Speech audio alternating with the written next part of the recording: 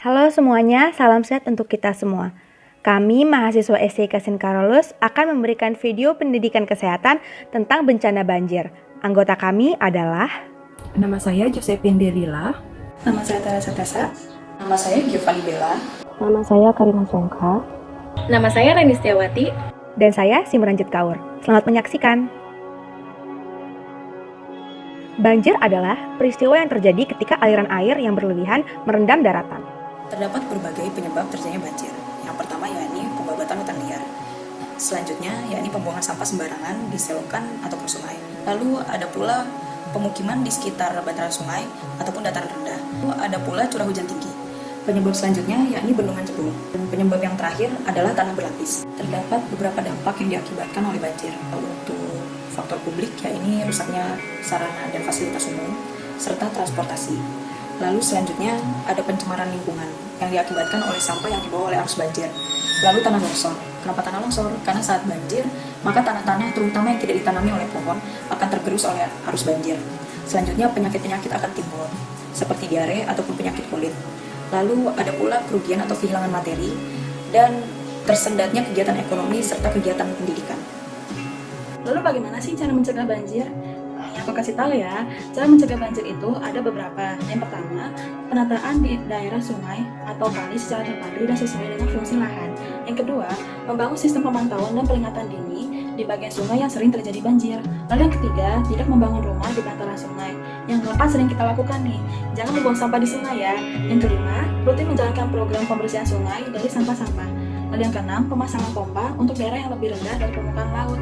Lalu yang terakhir ialah program penghijauan di daerah hulu sungai dibarengi dengan pengurangan aktivitas warga di sekitar rawan banjir.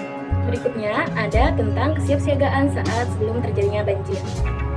Yang pertama, bersama aparat terkait dan petugas RT atau RW terdekat membersihkan lingkungan sekitar, terutama di saluran air atau selokan dari timbunan sampah.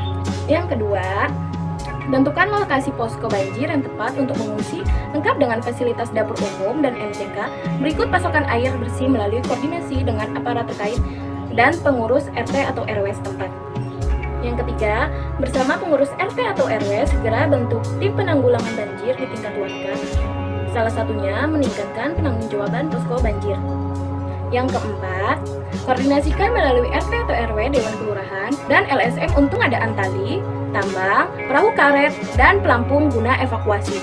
Yang kelima, pastikan pula peralatan komunikasi telah siap pakai guna memudahkan mencari informasi, meminta bantuan, atau melakukan konfirmasi. Yang keenam, simak informasi terkini melalui TV, radio, atau peringatan tim warga tentang curah hujan dan kondisi air. Yang ketujuh, lengkapi diri dengan peralatan keselamatan antara lain radio baterai, senter, korek gas, dan lilin. Yang kedelapan, siapkan bahan makanan mudah saji dan persediaan air bersih. Yang kesembilan, siapkan obat-obatan darurat. Yang kesepuluh, amankan dokumen-dokumen yang penting.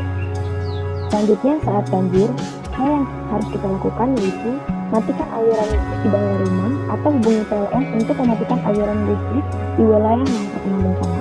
Lalu, mengungsi ke daerah aman sedini mungkin saat genangan air masih memungkinkan untuk dijalankan. Dan hindari berjalan di daerah saluran air untuk menghindari terseret arus banjir, serta segera amankan barang-barang berharga ke tempat yang lebih tinggi. Dan jika air terus meninggi, hubungi instansi terkait. Selanjutnya, setelah banjir yang pertama kali kita lakukan ialah membersihkan rumah, kemudian mencari dan menyetok pemasukan air bersih, kemudian berhati-hati terhadap kemungkinan adanya binatang yang berbisa ataupun binatang-binatang yang bisa menyebarkan penyakit. Dan terakhir, selalu update informasi jika kemungkinan ada bencana banjir susulan. Selanjutnya, upaya yang dilakukan pasca bencana. Yang pertama, pembentukan badan koordinasi yang baik, berupa komunikasi, koordinasi, dan kerjasama dengan pihak-pihak terkait. Selanjutnya, proses evakuasi yang berupa pencarian dan penyelamatan. Selanjutnya, pengamanan pemukiman, lalu pendataan kebutuhan pangan masyarakat, dan yang terakhir yaitu mengungsi. Terima kasih telah menyaksikan video ini. Semoga bermanfaat dan jangan lupa untuk selalu siap siaga. Salam sehat.